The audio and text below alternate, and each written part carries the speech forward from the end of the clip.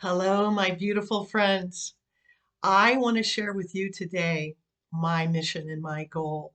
And one of the things that I really, really have been working hard on is trying to understand how we can be happier in midlife and really how we can avoid some of the things that I had to go through. So, one of the things that I wanted to talk to you about today is it's so important to really understand that whether you're 50 or you're 60, there are going to be these changes that come up. There are going to be these things that happen to us. And sometimes it completely derails us. And sometimes it just changes us, and all of a sudden we have emotions we never had before because of estrogen, or we have problems sleeping because of cortisol, or the list goes on and on and on. And I knew some of those things were coming down the pike. I really never thought that I would have breasts before, and now I do, so I guess I should be thankful for that, but it's also because of estrogen, right? Anyway, moving right along. I love working with you. I love helping you, and I love helping people avoid this whole midlife meltdown thing. Is it really a midlife crisis, or is it a time in our life that we could embrace? Well, I thought a lot about that. I think it's a really interesting thing to think about. And I really agree with Brene Brown and what she came up with, because she's like the guru for all of us gals, is she came up with it's not really a midlife crisis. It's a midlife reboot where it's a time in our life where we get to stop and take a breath and go, where am I and what do I want? And that's what I was able to finally do, but I had to go through so many hurdles. I was at some of the lowest points. I was in depression and really, really having a hard time and trying to figure out what do I need to do with, what do I need to do next? And so many of my thoughts were like, oh, I wish this, I wish that. You get up the next morning, it's like Groundhog Day. I'm like, oh, this is my life. It's still my life. And nothing really changed until I started going through some coaching and working on some of my mindset issues. A lot of what we are dealing with is our perspective, too, right? So even if you move, even if you get a new boyfriend, or even if you do this or do that, unless we're really able to change our thoughts around that and change our perspective, we probably are going to end up back on the same stage with all of the same issues and emotional issues. And let's face it, 50% of women in midlife are on antidepressants. So this is a hard time in our life. There's no kidding around about that. Um, and we have a lot of times we have a lot more responsibility than we even had when we were younger. So, but we don't necessarily have the same support system there, right? We don't have the same hormones to support us, and we don't have maybe the same friends or the same family. Maybe you've lost your parents. All of these things can be super difficult. My suggestion really to start moving in the direction of how to avoid the midlife meltdown and how to start really embracing this time in your life is really become aware of where you are. And that was a big thing for me. And sometimes I would just get up and say, okay, I just feel really sad today, or I can't figure this out. I can't figure that out. It's really important not to push a lot of this down, but really bring it up to the surface and say, I'm really aware of this. I really know this. I really get that. And just deal with some of these feelings coming up and really start being aware of where you are, and also be really aware of where you want to go. There's nothing wrong with that. I know I really think in 15 years I want to be here, or I really want this. We don't have to be the rock on the beach that the waves crash on every day. And then we have to figure out how we're supposed to react to that. We don't have to be that. We can find freedom in our awareness, and we can be that bird that's up in the sky and is watching that poor rock and going, oh man, I'm glad I'm not that rock anymore. So just think about your awareness and where you are in your life and what you want.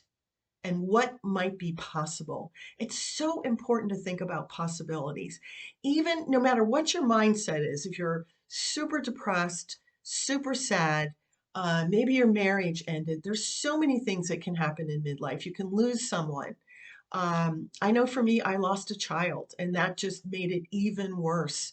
And then my last one went off, and I went through the empty nest syndrome. And when I really didn't think it could be worse, I went through the empty nest syndrome with my last one. I didn't really have it with my others because there was always there was always someone else there. And I remember getting up and looking in the mirror and going, "What now? What now? What's going to happen next?" If you're having those feelings, then I really want you to think about what could be possible for you. And what if you were happy? What if this? What if that? What if you were able to just grab on to some of the possibilities that are out there that you'd really like to embrace? I could give you so many examples of people that went from the lowest of lows to now they're running their own business, or they're an artist, or they're this, or they're that. Sometimes we just need someone to help us kind of pull us out of where we are and go, wait a second, slap on the face, this could be different. I'm going to tell you right now, this can be different. The other thing that I would suggest that's part of this process is think about the things in your life that are dragging you down. And think about the energy drainers that are going on in your life. What's zapping you of your energy? And what could you let go of so something else could come in? Many times, I'm sure you've heard this before, we have to let go of something before we're able to embrace something else coming into our life. So really think about that. It could be toxic people. It could be, all of the things that drain our energy, a horrible job. It could be anything really. But think about that and identify that. And again, become aware of how that makes you feel, because we have to feel things and then we feel more like acting on them if we're really honest with ourselves. Because just to think about it like I did, don't be like me, just to think about it or wish that it would change isn't really going to do it, right? We know it's going to do it. It's going to be the actions that we're going to take. And sometimes in midlife, we kind of let all these things happen to us, and then we get to the point where we don't know how to get out. It's almost like a cage that we've backed ourselves into. And so I'm going to suggest that you look at some of these things, and we're going to talk about some other things. And maybe it will really help you have some mind shifts. Maybe it might really help you look at some things that you really might want to change. There are so many times in my life I've actually had to make lists of things that I didn't like and lists of things that I liked, because everything that we want good for us, we have to put intention around it, right? There has to be a purpose and a passion and an intention. Otherwise, we just kind of go through life. We get up in the morning, we make coffee, we drink it, we go to work, we come home, and we're like, this isn't really doing it for me, right? I know it got to a point for me where I actually felt really stuck. And that's when I had to really reach out for help. But here are a couple of things that you can do or you can start doing. And maybe you're doing some of these things that can really help you avoid some of the pitfalls and some of the things that can really drag you down and cause some of that midlife madness, and some of the midlife things that can be so negative. And I know you've heard this a million times, but you are the most important person. And if you are an empty nester, you have the opportunity, really more than ever in your life, you have the opportunity to focus on you. You have the opportunity to really think about self-care, self-love. There are so many times in my life I wouldn't go to the gym because I thought I would miss something in my kid's life, or, my husband might not like it, or whatever. Now I'm just like, screw that. I exercise every day because, of course, during midlife, I put on weight, which also made me even more depressed. So it's just like things kind of compound, right? They just kept getting worse and worse. And we're like, when is this going to end? Right? So It's a good time to set priorities for you. It's a good time to think about what you're really certain about. And one of the things I was really certain about is that I wanted to go into the latter part of my life in shape, feel good, eat good, and be strong. I'm like, I don't want to be in a wheelchair in a nursing home, please. So I put a lot of intention into working out, whether it's walking, swimming, and going. And I do belong to a gym now, and I do go to the gym, and it feels really good. Do I enjoy it? No, but it is one of my priorities, so I have to put that on the top of the list. Stop shaming yourself and giving yourself a hard time every day. Just start the whole mindset of that you are fabulous, you're wonderful. Start loving yourself, be your best friend, and um, don't be so quick to judge yourself all the time and be so hard on yourself. I really, there were years I was the meanest person to myself in the whole world. No one could have been meaner to me than me. How ridiculous is that? So get out of that trap and start doing nice things for yourself and start feeling good about one or two things. That's all it takes, right? And start feeling grateful that you have beautiful adult children, or that your child was able to get into college, or that you have a long-term marriage. Whatever it is, be grateful for that, right? That's going to start changing your mindset from negative, negative, negative to some really nice positive things. Um, Everybody has a story and everybody has a journey. And your story and what you believe about yourself is really key at this time in your life. And if it's fairly negative, then you need to rewrite your story. You need to understand that you can be anybody you want to be. You may need a new identity. You might need some self worth, some self esteem, but ultimately, that's going to have to come from you. Ultimately, you're going to have to dig deep and go, you know what? I love this about myself. And I want this to be part of my story. And I was abused as a child, and I decided that was going to be my story for a long time. And I'm not really quite sure why I thought that needed to be part of my story. But it ended up sort of making me a victim. And all kinds of interesting thoughts came around that and were centered around that. So, whatever's happened to you, your husband left you for someone else, whatever's happened to you, you need to find the story that works for you now. And I would even suggest that you write it down.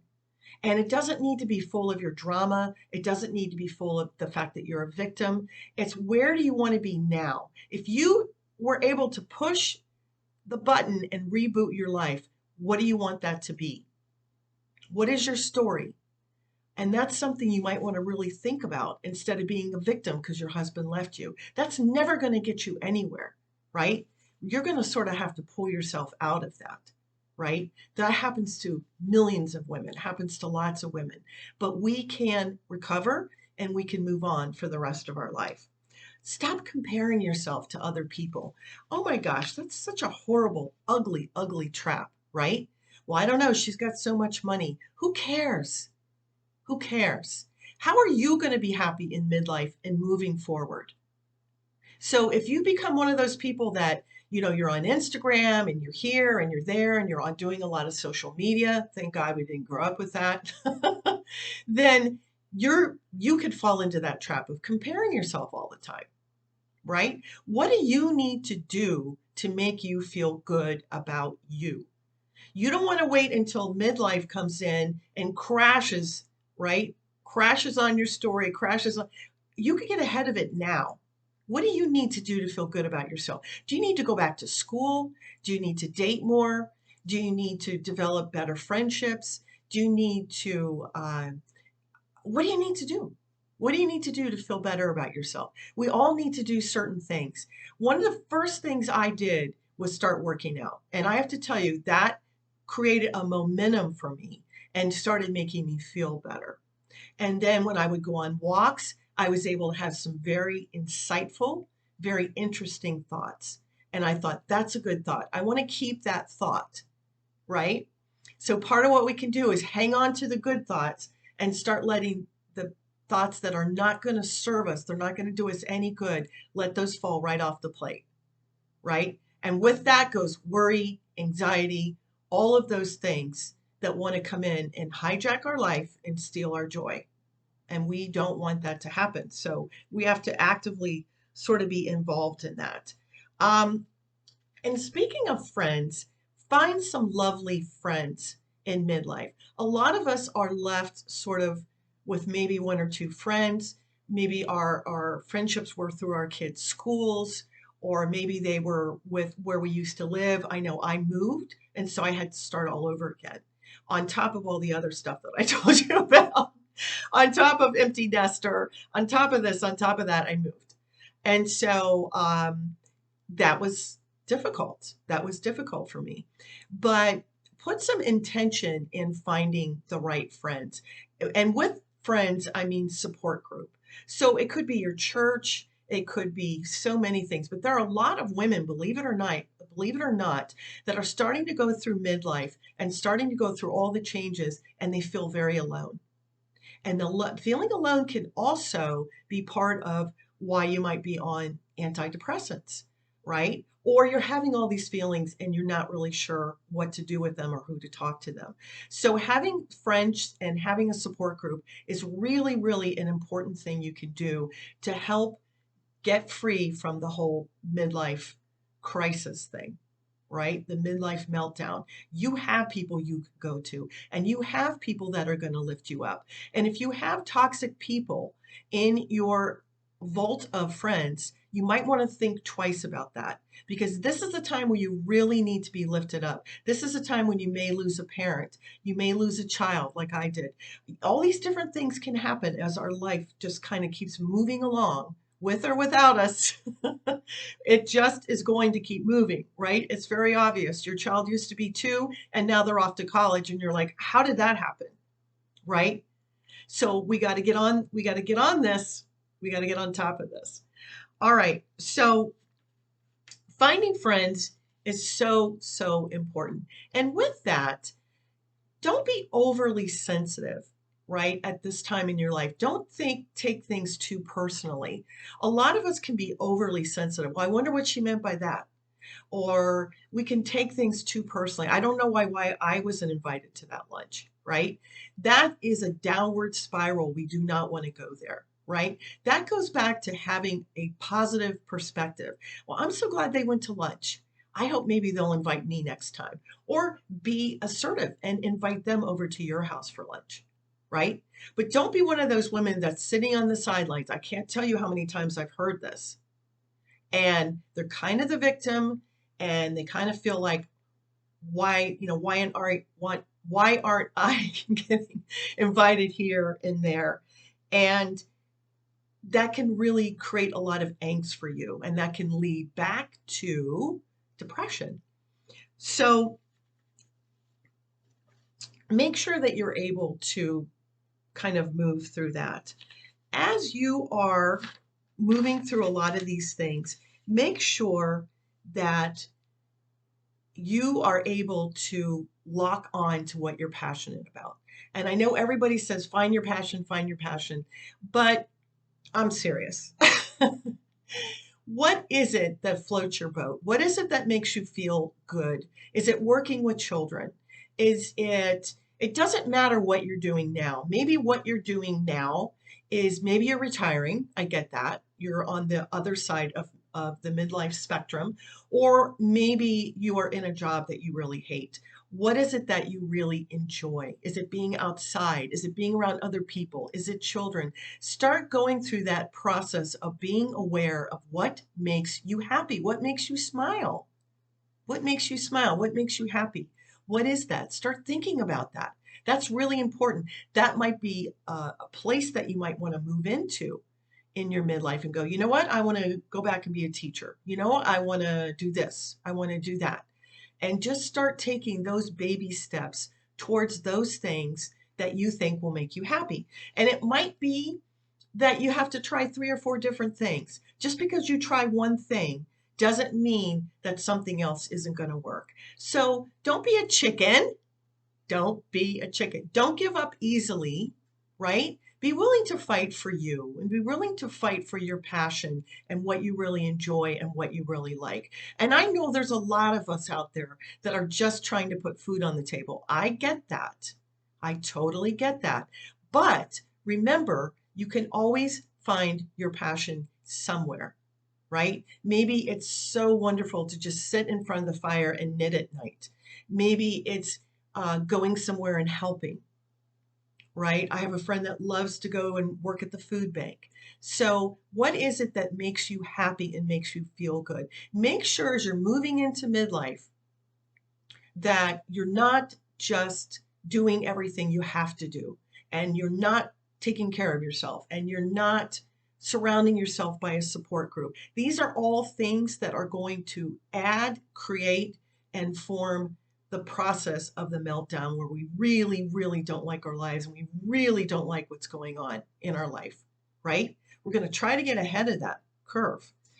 Um, Okay, I know you've heard this a million times, but I'm a firm believer in being grateful.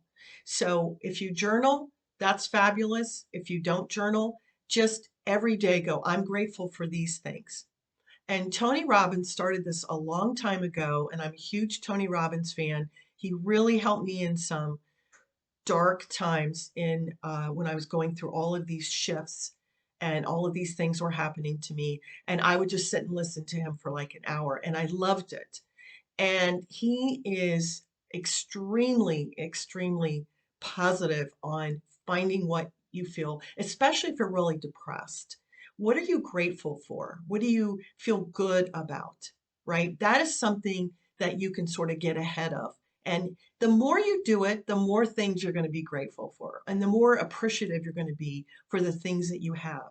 As humans, we tend to look at our life and go, well, I don't have this, I don't have that. How come everybody's traveling and I'm not traveling at this stage of my life? How come this is going on? How come that is going on? That's human nature, right? We are always going to do that. But if we are able to be grateful, then the universe will be grateful back. And I do believe that. I really believe that.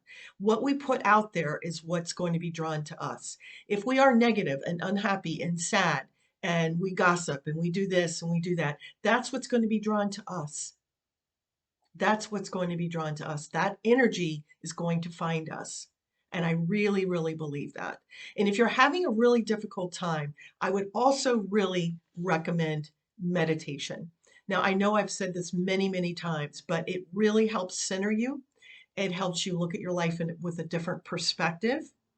There are thousands of different meditations out there. Meditation is actually part of my coaching practice because it helps us get quiet and it helps us stop the pity party and start really being able to look at what's going on in our life. There are so many things that come into our head that are not true. All right. Your mind is not always your friend. I'm sure you know that by now. And so meditation is one of those things where it really helps you be honest and be a little bit more truthful. And so does journaling, by the way. Journaling can be very helpful with that too. And the last thing I want you to think about is if you're really, really struggling and you're really having a hard time, maybe you could start visualizing what you might like and what you might need in your life. Start visualizing it. Start going, oh, I really see myself doing this. I really see myself doing that. I really wanted to help people. And so what came together for me as my third or fourth career was to become a life coach. So for you, it might be to teach. It might be volunteering. It might be leading a Bible study in your church. But what can you do to really, really start fulfilling some of your needs? Our 20s and our 30s, and very much in our 40s, we are very driven by our needs and everyone else's needs, right? We get up, we go to work, we take care of kids. Maybe you're a stay at home mom. Doesn't really matter. You're still working like a fiend because I've done both. I've stayed home and been a stay at home mom, and I've had careers. I've done both over many, many years. Um, but we are very driven by everybody else and everybody else's needs. So if you want to get ahead of a midlife meltdown, start thinking about you And maybe that's all I should have said in the first place, right? Start thinking about you and what do you need, right? And what do you want to eliminate from your life? What do you don't need? What do you don't want? And I think visualizing is really, really an important tool that you can do that could really help you start thinking differently and looking at things differently. Well, I am here if you have any comments that you want to make. If you want to move through midlife a little bit faster, you can always get in touch with me down below about my coaching program. It was a pivotal thing that happened in my life. I'm not sure exactly what you need, but I will always be here to help you or possibly walk you through it. I don't think there's anything about midlife that I didn't that I didn't go through. If you gave me a list, I could probably check off every single thing. And I can tell you right now, you can go through all of it. You can come out on the other side. You can be incredibly happy. And it does help to get ahead of it. So, my advice on how to avoid the midlife meltdown is get ahead of it a little bit and start putting yourself first and start thinking about some things that are important for you. And if you go to my website, Love Your Midlife, there's a workbook there. And I would really encourage you to start doing that. It's free. It could be really, really helpful in starting to think about all the positive thoughts and all the negative thoughts that are going on in your life. I've enjoyed this time together. I love sharing with you. I hope this was helpful. And please reach out to me anytime. Bye, babes.